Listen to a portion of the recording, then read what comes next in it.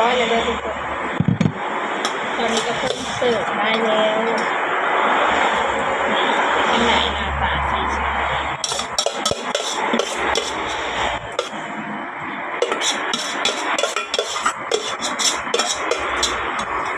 มีก้อยป่าแล้วก็มีต้มหัวป่าเป็นยังไงทุกคนเป็นตาแซ่บบอก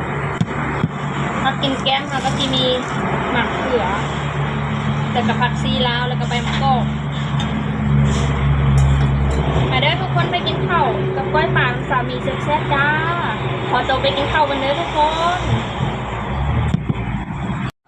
อันนี้ก็เป็นต้มส้มหัวป่า